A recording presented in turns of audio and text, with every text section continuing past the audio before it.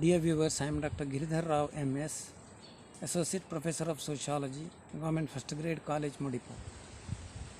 In this session, I am going to talk about Karl Marx's materialistic interpretation of history.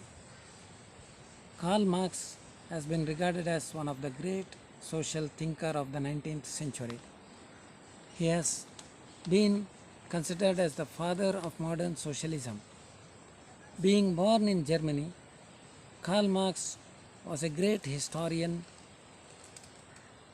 an economist, a sociologist, journalist, political propagandist, and above all, a great humanitarian and a revolutionary struggler. His contributions are spread over in different fields of studies like economics, history, political science, and sociology. His literary contributions include Communist Manifesto, the Das Kapital, the German Ideology, and so on.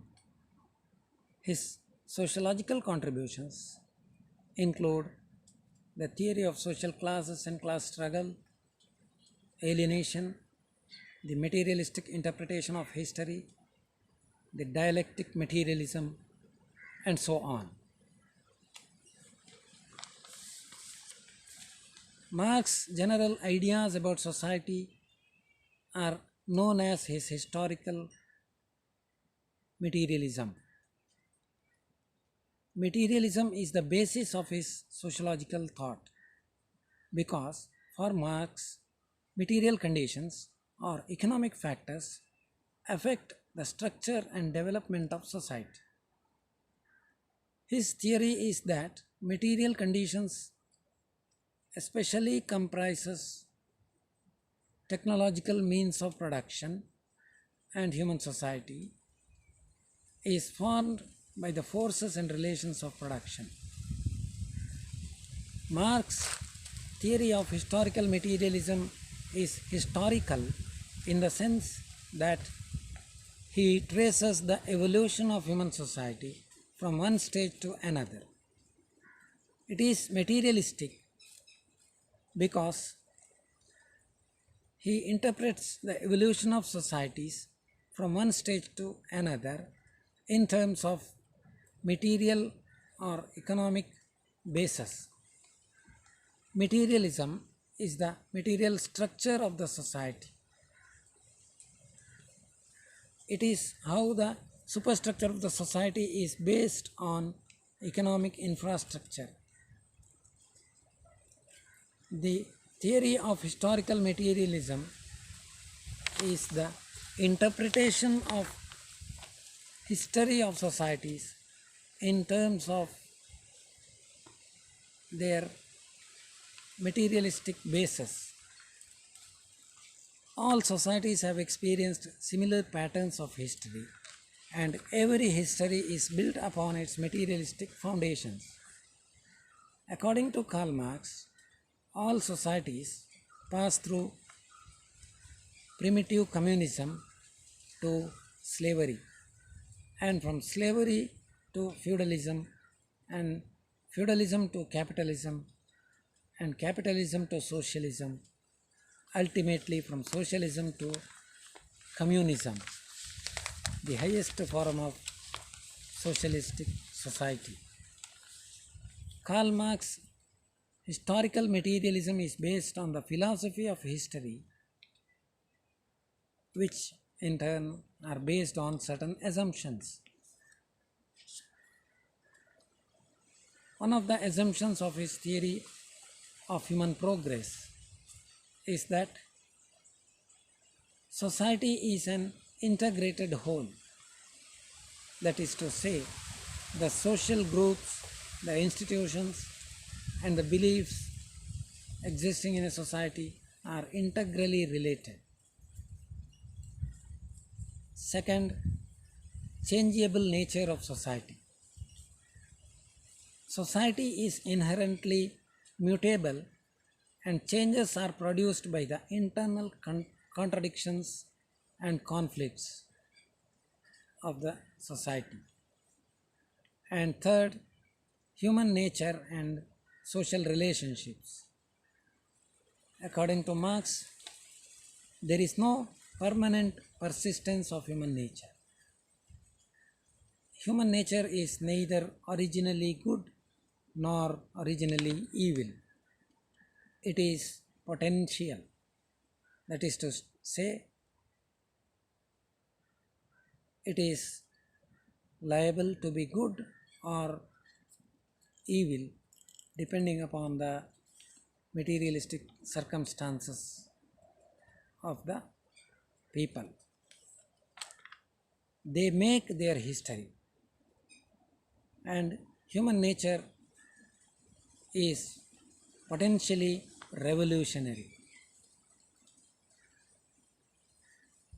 The act of producing essentials of life engages people into social relationships that may be independent of their will, and hence social relations are class relationships that create social classes and class struggle.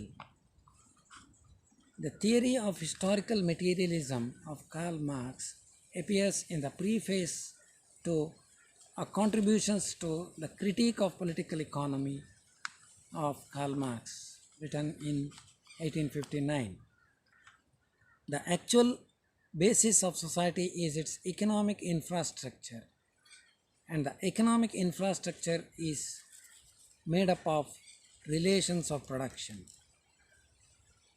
and the legal and political structure is based on the relations of production.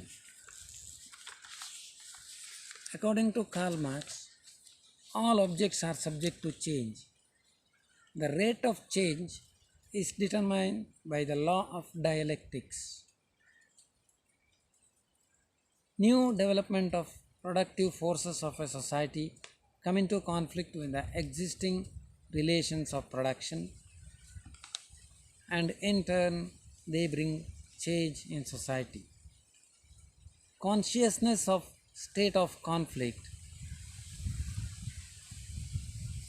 represents the period of revolution, and the revolution results in the abolition of the existing stage of production and the emergence of the new stage. According to Karl Marx, the social relations are over and above the individuals. That is, when the individual interests come in conflict with the interests of the collectivity or the society, it is the interests of the society which prevail over the individual interests. And the infrastructure and superstructure of the society consists of the economic base and the social, legal, political, and educational relations built upon the economic base. The forces and relations of production. The forces of production are the scientific and technical knowledge, the equipments and the organization which determines the quantum of production in any particular stage of production. The forces of production are the capacity of a society to produce economic goods.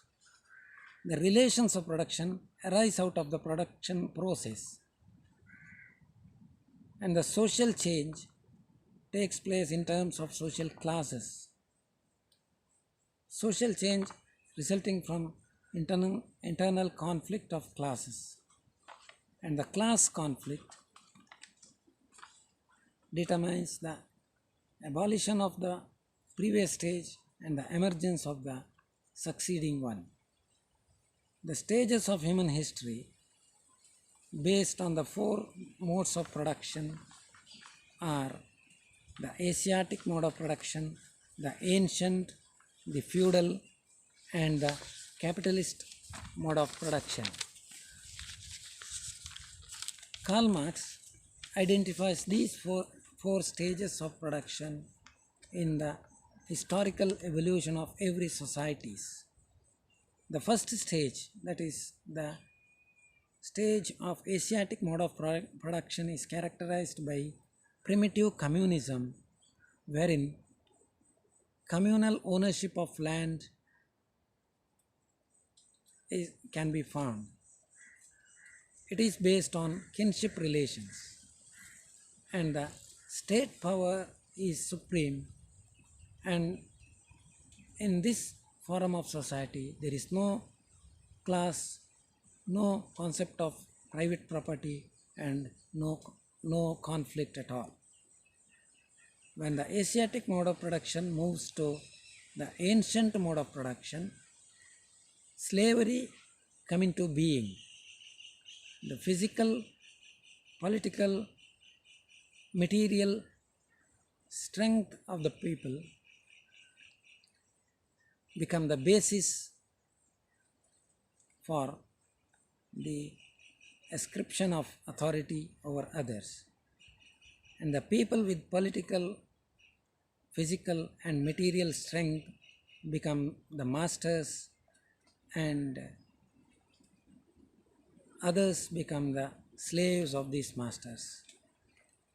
And the ancient society in the course of time moves to feudal mode of production, wherein agriculture is the predominant mode of production.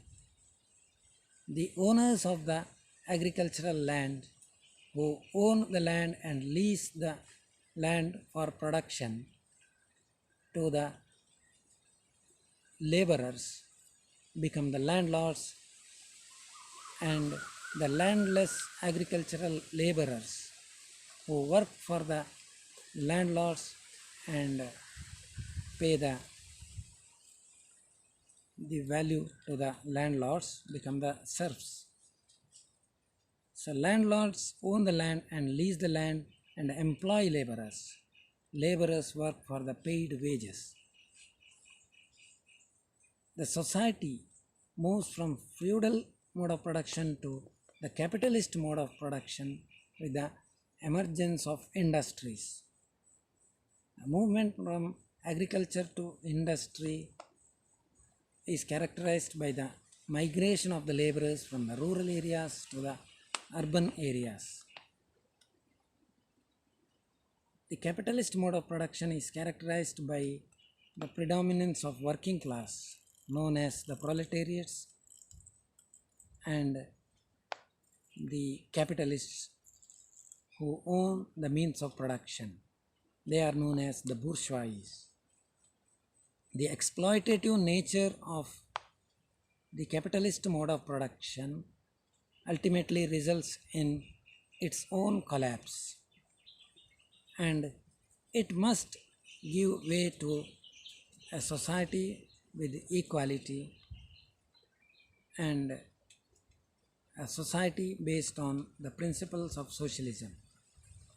Communism is the ultimate stage of all human progress.